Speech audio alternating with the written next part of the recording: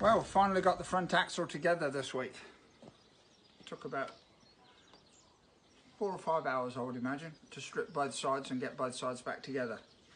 We've got a few second-hand parts here that didn't go back into this axle for a few reasons I'll show you now. This spring on this side, which is basically broke into 2 pieces.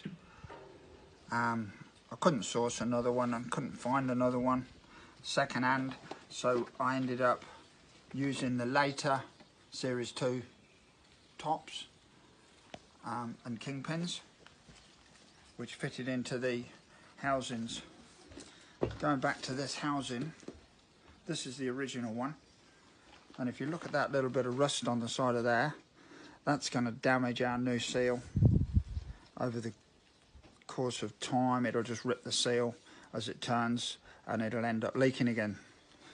What we did manage to do was find another good second-hand ball to put on this side, and the original ball was still on that. It was still good on this side, and that's chrome work on that's nice. Both bottom bearings, they've both been changed. What I also changed was the stub axles. This stub axle on this side, it's got a little bronze bush in there, which when I tried to get it out broke in half, and it's wafer thin. When I found Land Rover up, apparently they're no longer available. I had a look on another axle. I had a good second-hand pair which went on to these ones.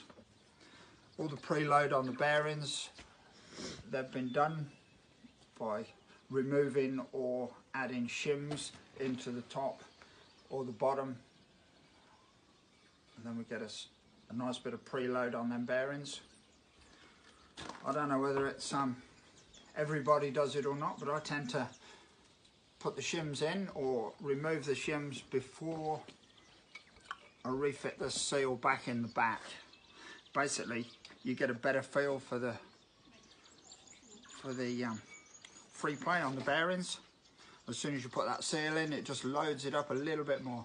So at least you get a good feel for what it's like. Now we've got new seals in the hub, new seals in the end on the shaft, new seal there, and a new seal on the axle.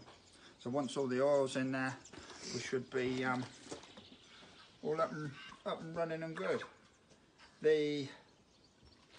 When we pulled this one to bits, the state of this bottom bearing, and it didn't feel that bad, but it just came out in bits.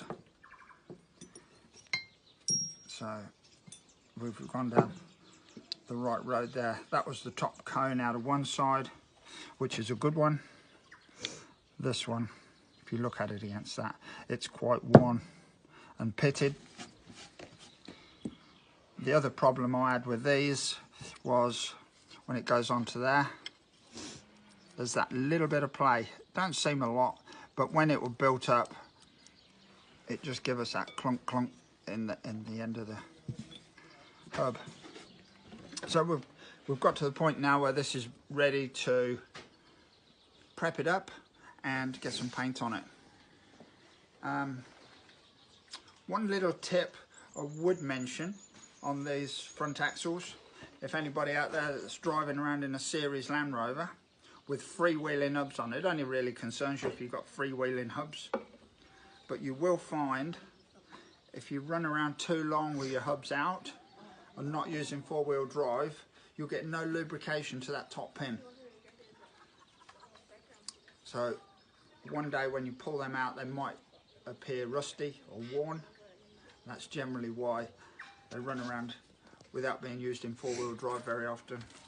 And your oil level only comes up halfway in the hub, so eventually it's just not going to get around the top and lubricate that top pin. So this at the moment is all dry. We've got no oil in anything, so we've got to remember to fill the oil levels up and then get some paint on it. So next weekend, Ray will pan around there and we'll be getting the axle back in there. And yeah, the springs are all ready, brake shoes are all ready. We've got new wheel cylinders to go in there. And then in turn the drive shaft can go back in. New shock absorbers, they can go on. And we should be thereabouts. So until next weekend, we'll see you later.